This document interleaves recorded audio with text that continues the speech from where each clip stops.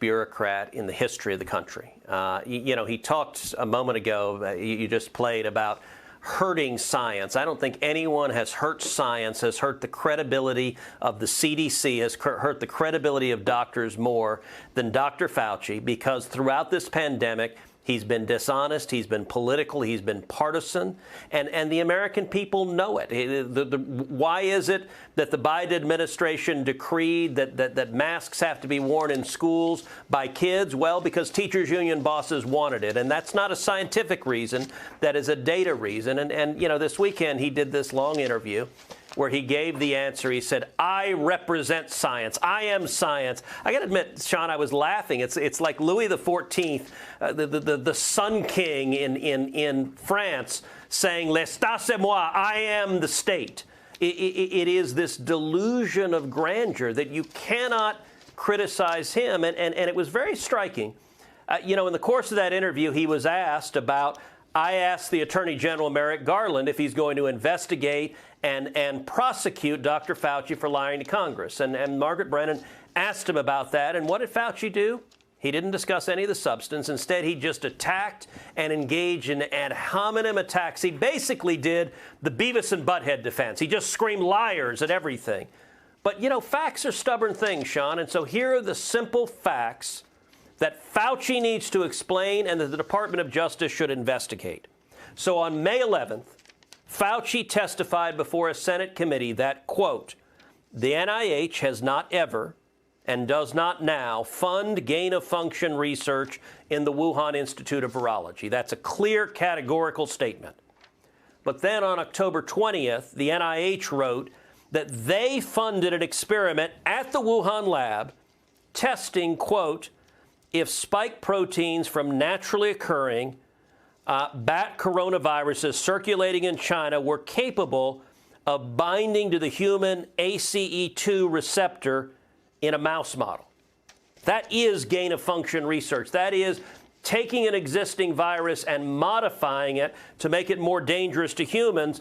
And listen, at the end of the day, 18 U.S.C. Section 1001 makes it a felony, punishable by up to 5 years in prison for lying to Congress. The statements from Dr. Fauci and the NIH are directly contradictory. And I got to say, I think Margaret Brennan is a talented journalist, but she dropped the ball in not following up, letting him just respond with insults instead of asking him the simple question. You stated that we don't fund gain-of-function research. The NIH stated we do fund gain-of-function research. They can't both be true. And if you lied to Congress, it's a felony. She didn't press him on that. And the reason this matters is and I think the decision yesterday by the CDC to reverse its guidance and to mandate masks for vaccinated people is the kind of decision that is infuriating people across this country. I believe the CDC's decision yesterday was politics. It wasn't science. It was a decision that somehow pretends vaccines don't work. The CDC months ago rightly concluded that vaccinated people don't need to wear masks because the whole purpose of a vaccine is not to get the disease. That decision was right. The science hasn't changed. The only thing that has changed is the politics. A year and a half ago, the CDC was one of, if not the most respected scientific and medical organization in the country.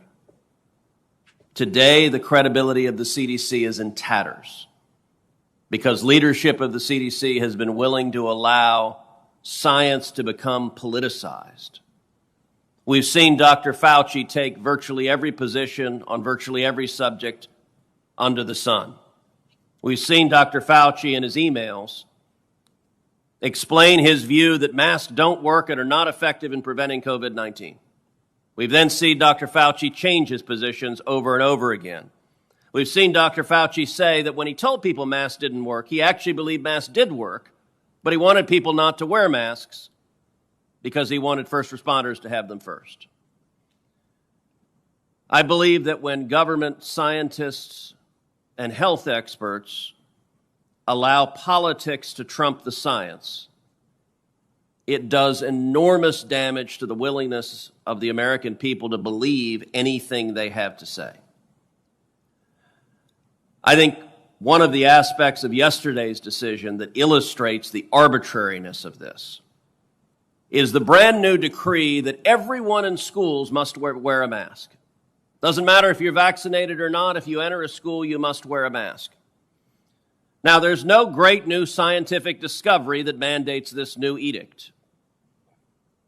Indeed, we've seen throughout this crisis that while COVID-19 can be very, very serious for vulnerable populations, for the very elderly, for those with significant comorbidities, that we've seen the incidence of serious disease with COVID-19 among children is very, very low. And there's no credible demonstration that children are a significant vector for spreading the disease.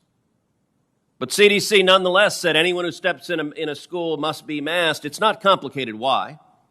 They did so because the teacher union bosses demanded that.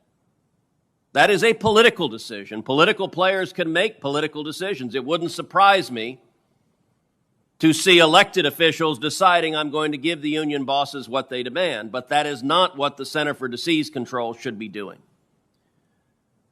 My view on COVID it is serious.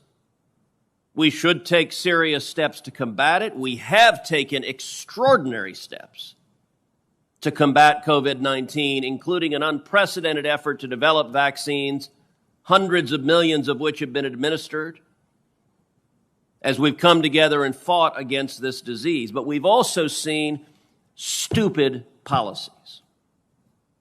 We've seen lockdowns across this country that have shut down small businesses, destroyed restaurants, destroyed bars, destroyed generational businesses.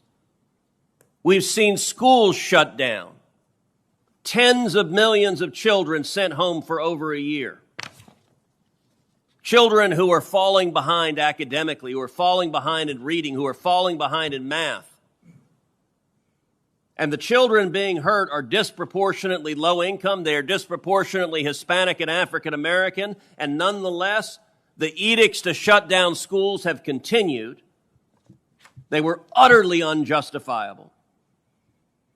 My view is simple. We should not have mandates. What does that mean? That means no mask mandates. That means no vaccine mandates. And I will say, it was interesting as I was reading through this COVID bill, Section 107, talking about what foreign governments are doing. An awful lot of the description of foreign governments can apply to our own government. So Section 107 of this bill says certain foreign governments have taken measures in response to COVID-19 that violate the human rights of their citizens without clear public health justification. Well, I think you could delete the word foreign in that because we've seen governments here domestically arbitrarily exercising power as well. This Section 107 also says governments using the COVID-19 pandemic as a pretext for repression have undermined democratic institutions, check. Debilitated institutions for transparency and public integrity, check. Quashed legitimate dissent. I might remind you that Anthony Fauci in those emails asked Facebook to silence anyone who said anything different than the government directive on speech, including if you suggested the origin of the Wuhan virus was actually at Wuhan, China, in a Chinese government lab. And Facebook willingly complied, censored that view. You're not allowed to have that view that this escaped from the government lab. Then, miraculously, a couple of months ago, the administration was forced to recognize, well, yeah, there's actually very significant evidence that the Wuhan virus escaped from a Chinese government lab in Wuhan, and beyond that it may well have been developed with government research with American taxpayer funding on gain-of-function research. Those views that were banned for a year are now acknowledged as having very significant scientific basis behind them.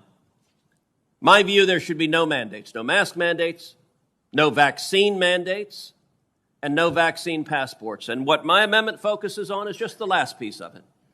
Vaccine passports, and I will say finally, this should be a proposition that is bipartisan. The Biden administration at least claims to oppose vaccine passports. Jen Psaki at the White House said, let me be clear on this. I know there's a lot of questions. Psaki said, The government is not now, nor will we be, supporting a system that requires Americans to carry a credential.